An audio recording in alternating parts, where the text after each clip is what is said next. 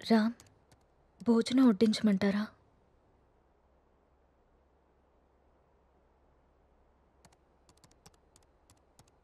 ఊరెళ్ళిన పని ఏమైంది రామ్?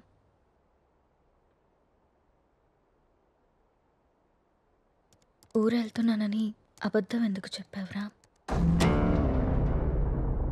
నేను చూశాను రామ్, నువ్వు ఎవరో అమ్మాయితో వెళ్ళడం. లీ- లీనా అంటే తనేనా రామ్?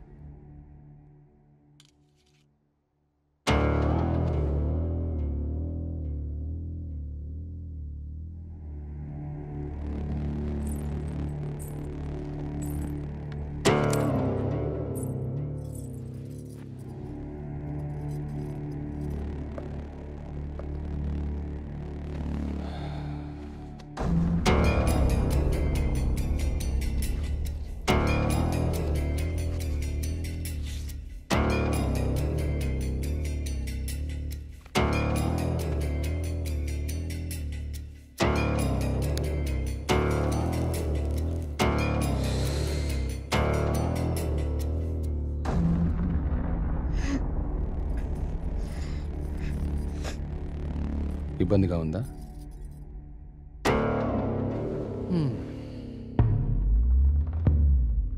ఇలా అబద్ధాలాడి ఊరికెళ్ళడాలు, నా ఇష్టాన్ని సంతోషాన్ని దాచుకోవడాలు నాకు ఇబ్బందిగానే ఉంది.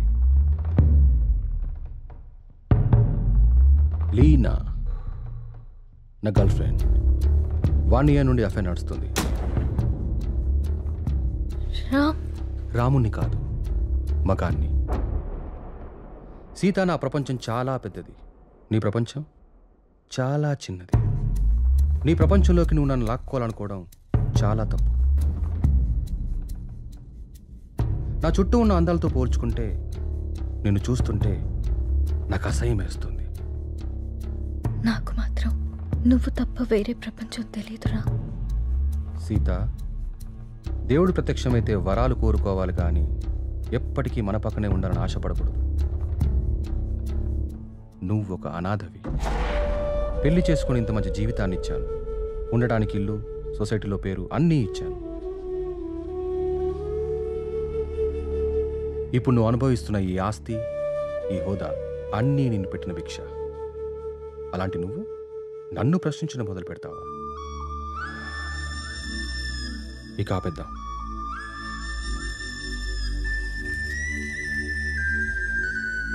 మనం విడిపోదాం. అలా మాట్లాడుకున్నాం ప్లీజ్.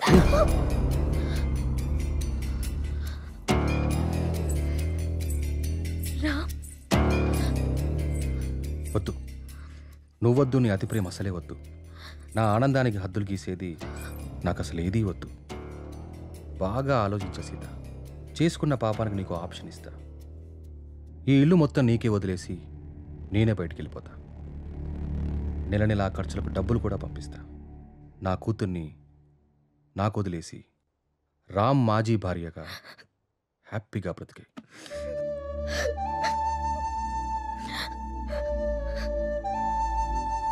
నీకు ఎప్పుడైనా నా మీద కోరిక కలిగినప్పుడు కాల్ చేయి, వచ్చి వెళ్తుంటాను.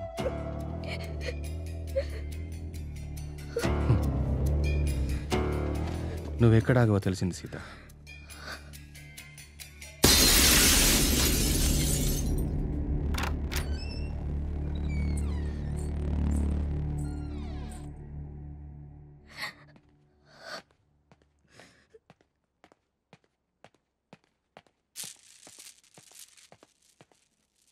నాన్న కోపంగా ఉన్నారు, మనం వెళ్ళి బతుకుందాం.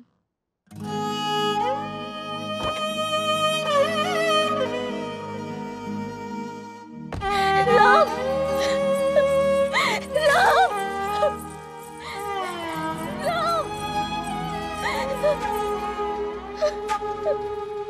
ఒక్కటి మాత్రం నిజం, నువ్వు లేకుంటే చస్తానను, కానీ నీ చచ్చేదాకా నీ తోడుంటాను. It's my promise.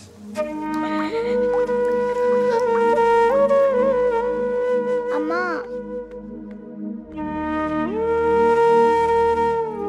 అమ్మా,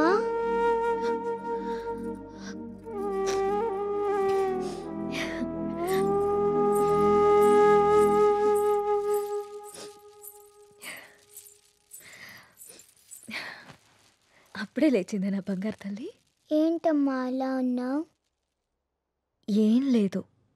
నాన్న ఎక్కడికి వెళ్ళారమ్మా? అమ్మా నిన్నే. ఆడుకోపో. మరి స్కూల్?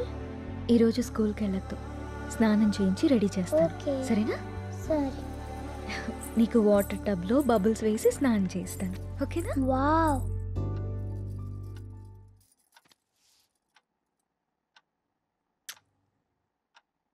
ఈ డ్రెస్ ఎందుకు వేసావమ్మా? ఎక్కడికి వెళ్తున్నాం మనం?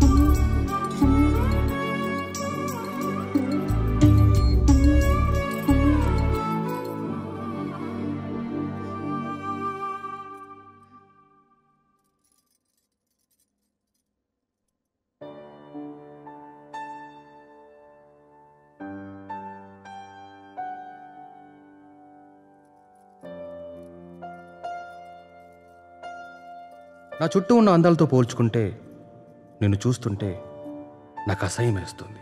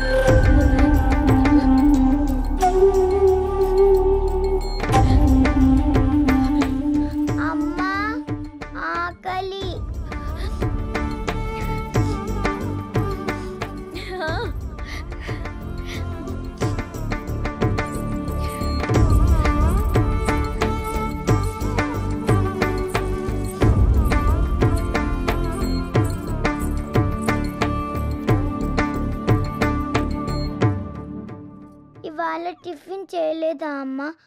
అన్నం తీసుకొచ్చా. ఈరోజు నీకు ఇష్టమైన టమాటా కర్రీ ఉండాను నాన్న, తినేసి.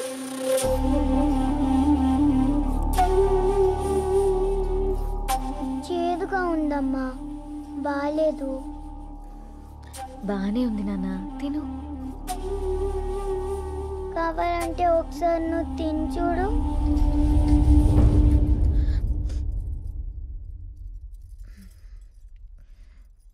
బాగుంది నాన్న, తిను. నాకు వద్దమ్మా, నాకు వద్దు. సరే, నీకు ఇష్టమైన పాట పాడితే తింటావా? సరే.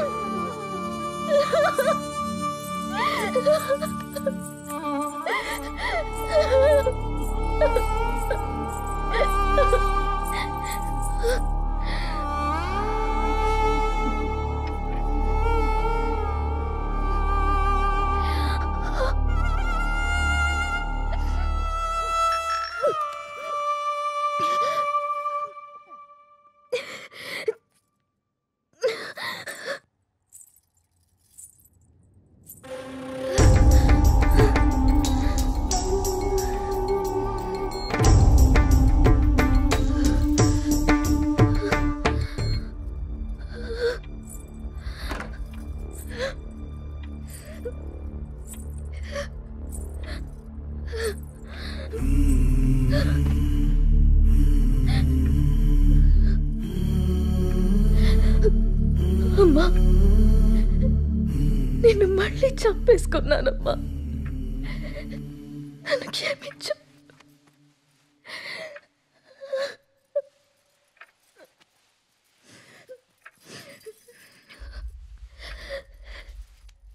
లాలీ లాలీ లాలీ లాలీ పచ్చోరా పుచ్చాయి.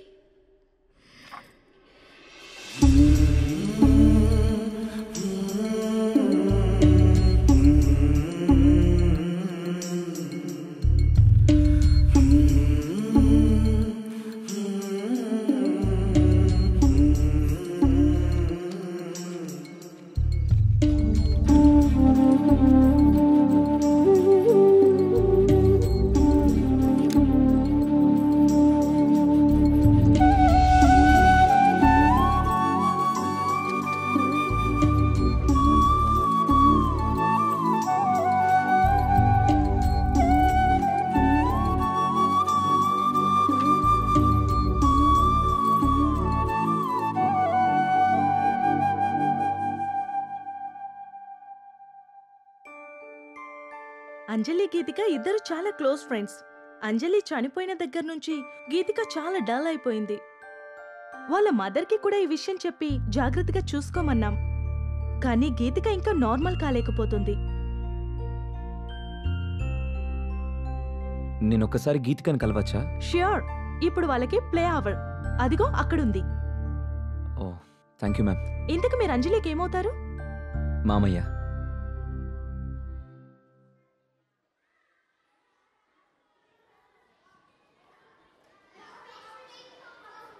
హాయ్.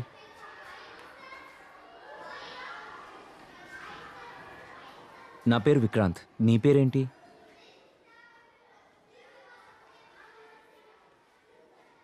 నాకు తెలుసు, నీ పేరు గీతిక.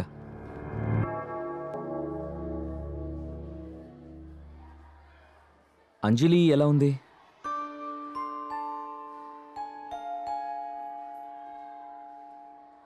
Ice cream తిందమ్మా.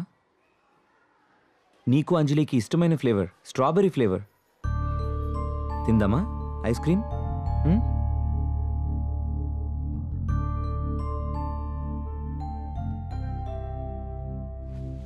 యాజ్ ఎ పారాసైకాలజిస్ట్గా నేను మీకు కొన్ని విషయాలు చెప్పాలి. Anjali Geethika close friends. ఆ విషయం మీకు తెలుసు. సడన్గా అంజలి చనిపోవడంతో గీతిక బాగా డిస్టర్బ్ అయింది. కానీ మీరు మాత్రం తనే మర్చిపోతుందిలే అని వదిలేశారు. చనిపోయిన అంజలి ఆత్మ కూడా గీతికని మిస్ కావడం మొదలుపెట్టింది. అందుకే అంజలి గీతికకు కనిపిస్తుంది. తన చేతిలో చేపట్టుకునే తన ఫ్రెండ్ని తనెందుకు టచ్ చేయలేకపోతుందో అటు అంజలికి ఇటు గీతికకి అర్థం కాక ఆ చిన్న పిల్లలు వాళ్ల కోసం ఓ చిన్న ప్రపంచాన్ని ఏర్పరచుకున్నారు. ఆ ప్రపంచంలో వాళ్ళిద్దరే ఉంటున్నారు. ఈ డైరీ చూడండి, మీకే అర్థమవుతుంది.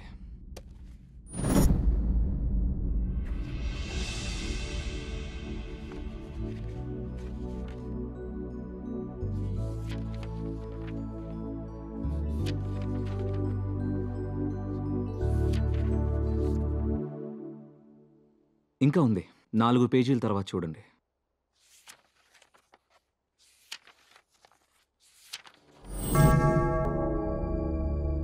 ఈరోజు డిసెంబర్ 8th, అంజలి బర్త్డే. అంజలి గీతికని ఎక్కడికి తీసుకెళ్తానని రాసిందో నాకు అర్థం కాలేదు. బట్ యు డోంట్ వరీ, అంజలి రాత్రిపూట మాత్రమే గీతికకు కనిపిస్తుంది. ఈ ఒక్క రాత్రికి మీరు గీతికని జాగ్రత్తగా చూసుకోండి. ఈ ప్రాబ్లంని నేను సాల్వ్ చేస్తాను. ఈ ప్రపంచంలో పిల్లలకి అమ్మా నాన్న ప్రేమ దొరికితే దేన్నైనా మర్చిపోతారు. ఆ ప్రేమను మీరు మీ అమ్మాయికి ఇవ్వండి. బాయ్ గీతిక.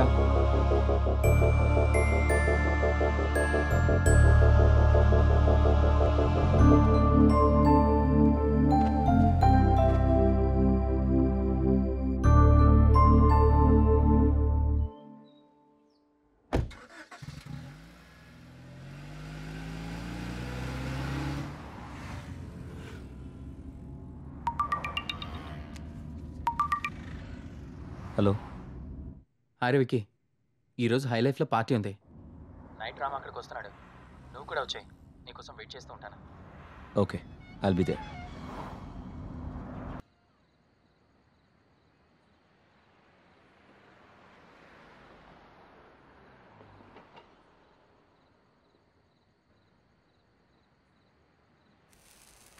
మీరు లైఫ్ని బాగా ఎంజాయ్ చేస్తారనుకుంటా.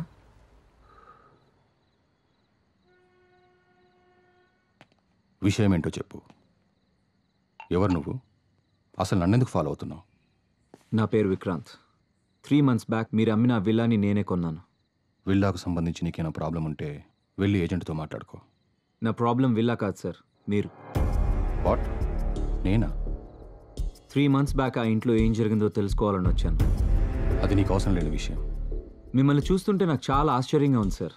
2 నిండు ప్రాణాలు పోవడానికి కారణమైన మీరు ఏ తప్పు చేయని వాడిలా ఇంత ప్రశాంతంగా ఎలా ఉంటున్నారో నాకు అర్థం కావట్లేదు. నా భార్య కూతురు సూసైడ్కి నేనే కారణమని ఊరంతా ఎలా అనుకుంటున్నారో నువ్వు అలాగే అనుకుంటున్నావు కాబట్టి నాకు ఆశ్చర్యం లేదు. నేను తప్పు చేయలేదని నాకు తెలుసు, అందుకే ప్రశాంతంగా ఉన్నాను. అబద్ధాన్ని నిజమని మిమ్మల్ని మీరే బాగా నమ్మించుకుంటున్నారు సార్. ఏది నిజమో ఏది అబద్ధమో నీకేం తెలుసు? నాకు తెలుసు సార్. ఏం తెలుసు నీకు? 15 ఏళ్ళు కష్టపడి నేను సంపాదించుకున్న పేరు, పరువు, ప్రతిష్టని నా భార్య చేసిన పిచ్చి పనితో మొత్తం కోల్పోయానని తెలుసా? ప్రేమించి జీవితాన్నిచ్చిన పాపానికి ప్రపంచం దృష్టిలో నన్ను దోషిగా నిలబెట్టి తను హాయిగా చనిపోయిందని తెలుసా? చిన్న పాప అన్న జారి లేకుండా, నా కూతుర్ని కూడా నాకు మిగలనీయకుండా తనతో తీసుకెళ్ళిపోయి నన్ను ఒంటరివాని చేసిందని నీకు తెలుసా? చేయని తప్పుకు శిక్ష అనుభవిస్తూ మనశ్శాంతిని కోల్పోయి నన్ను నేను మత్తులో ముంచుకునేలా చేసిందని తెలుసా? ఏం తెలుసు నీకు?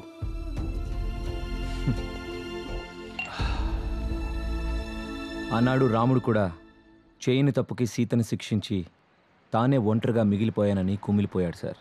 మిమ్మల్ని చూస్తుంటే అదే గుర్తొస్తుంది. నేను ఆ ఇంటికి వచ్చాక ఏం జరిగిందో తెలుసుకోవాలని మీ వెంట పడ్డాను. కానీ అసలు ఏం జరిగిందో మీకు తెలియదని నాకు ఇప్పుడే అర్థమవుతుంది. సార్, మీరేదో కోల్పోయాను అని ఫీల్ అవుతున్నారే, నిజంగా మీరేం కోల్పోయారో మీకు తెలుసా? ఇవి చదవండి. తప్పెవరు చేశారో, శిక్ష ఎవరికి పడిందో మీకే అర్థమవుతుంది.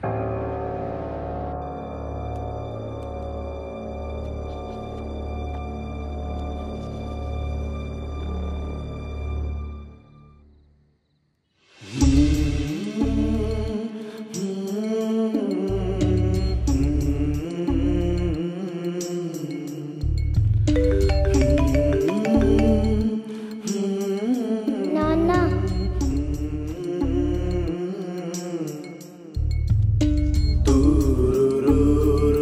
ఈరోజు ఎందుకో కొత్తగా ఉంది.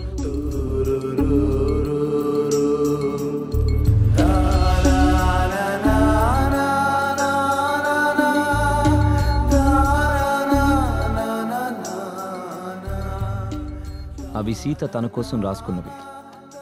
అందుకే తను డైరీ రాస్తుందన్న విషయం మీకు ఇప్పటిదాకా తెలీదు. కానీ ఇది మాత్రం మీకోసం రాసింది. తన మీద ద్వేషంతో మీరు ఆ ఇంటిని వదిలేశారు. ఒక్కసారి ఓపిగ్గా వెతికి చూస్తే మీకు ఇది దొరికేది. రామ్, నాకు నిశ్శబ్దం అంటే ఇష్టం. నీ శబ్దం అంటే ఇంకా ఇష్టం. ప్రపంచంలో నాకంటూ ఎవరూ లేనప్పుడు నువ్వే నా ప్రపంచమై వచ్చా. నీ ప్రేమతో తోడై నిలిచి నా జీవితానికి వెలుగిచ్చా. నాకు నిన్ను ప్రేమించడం తప్ప ఇంకేం తెలీదు రామ్. క్షమించు రామ్. నీ కూతుర్ని నీకు వదిలే అన్నావు. నమ్మకం లేదు రామ్. నువ్వు తేలిపోతున్న ఆకర్షణ వలయాల్లో పడి నా కూతురు మరో సీత కావడం నాకిష్టం లేదు. అందుకే నాతో పాటు తీసుకెళ్తున్నాను. కోరిక కలిగినప్పుడు చెప్తే వస్తానన్నావు. ప్రేమతో నువ్వు వచ్చి పిలిచినా పలకలేని తీరాలకి వెళ్ళిపోతున్నాను.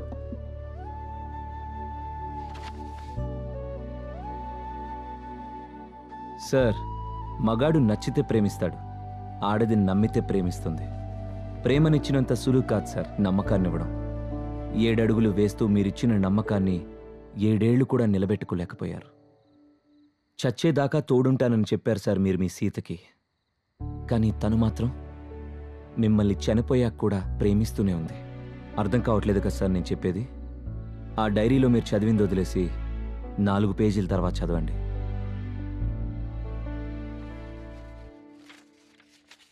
తప్పు చేశాను అనిపిస్తోందిరా. నిన్ను మార్చుకునే ప్రయత్నం చేయకుండా ఆత్మహత్య చేసుకుని తొందరపడ్డానేమో అనిపిస్తుంది. ఆ రోజు నువ్వు నన్ను వదిలి వెళ్ళిపోయాక నా జీవితంలో ఇంకేం మిగలేదనిపించింది. నీ చూపుల్లో ప్రేమనే తప్ప అసహ్యాన్ని, ద్వేషాన్ని చూస్తూ బతకలేననిపించింది. రామ్, మంటల్లో నేను కాలి బూడిదైపోయినా నీ పైన ప్రేమ ఇంకా బతికే ఉంది.